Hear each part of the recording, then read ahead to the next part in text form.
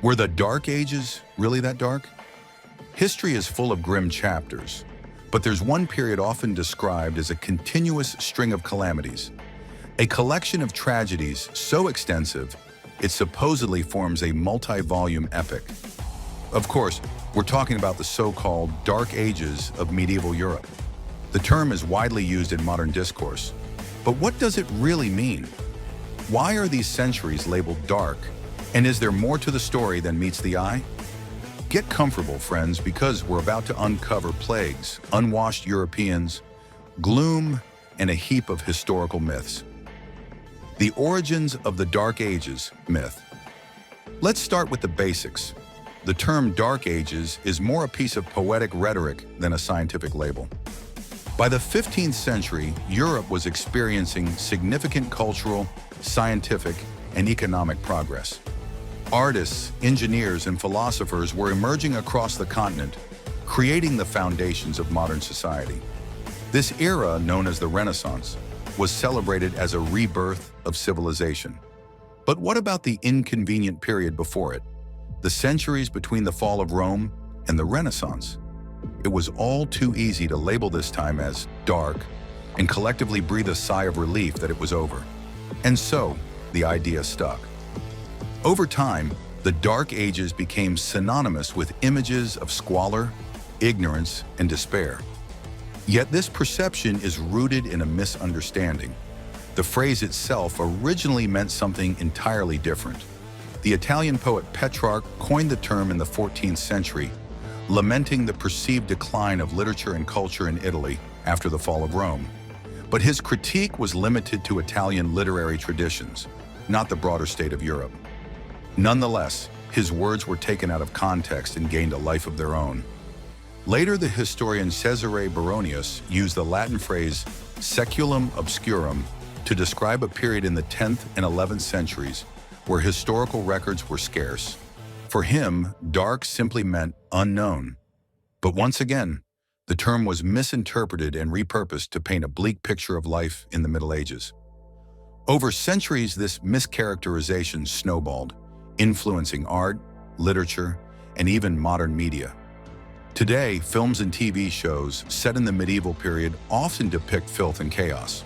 For instance, at a historical reconstruction site in Denmark, the Middelaldercenteret, filmmakers once asked curators to dull down the colorful, historically accurate costumes and scatter hay and debris around the carefully restored village.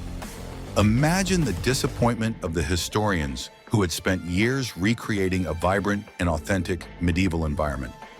But let's move past these surface-level impressions and examine the facts. Were the centuries before the Renaissance really as dark as they're often portrayed? A time of learning and innovation. Let's start with education, the cornerstone of any society's progress. It's a common misconception that the Middle Ages were devoid of intellectual advancement. In truth, many of Europe's most prestigious universities were founded during this period. The University of Bologna, established in 1088, still operates today. Oxford University began teaching in 1096, Cambridge in 1209, and the University of Salamanca in 1218. By the time of the Renaissance, Europe already had a well-established network of institutions dedicated to higher learning. So what exactly was being reborn during the Renaissance? The same pattern holds true in other areas of life. For example, the coronation throne of Britain's current monarch, Charles III, dates back to 1308. The British monarchy itself traces its lineage to 1066, firmly within the so-called Dark Ages. Far from being a time of anarchy and decay, these centuries laid the groundwork for many enduring institutions. Technological innovations also flourished. Wind and water mills became widespread by the 12th century, while Dutch engineers were draining swamps as early as the 10th century. The crank and flywheel, essential components of later industrial machinery, were invented in the 11th century. Even philosophical concepts like Occam's razor, which emerged in the 14th century, have roots in this period. It's clear that the Middle Ages weren't stagnant. By the 15th century, Europe was already equipped with a robust foundation for future achievements.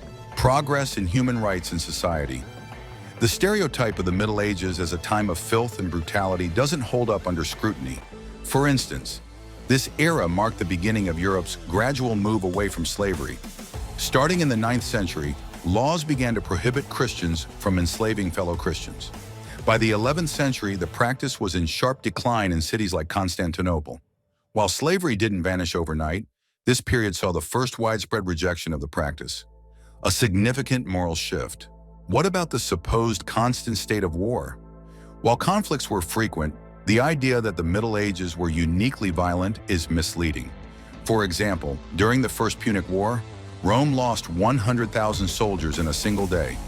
By contrast, one of the largest battles of the Middle Ages, the Battle of Tours, involved only around 50,000 combatants. The truth is that medieval conflicts were far smaller in scale compared to the devastating wars of later centuries, including the 20th century. A balanced view of the Middle Ages.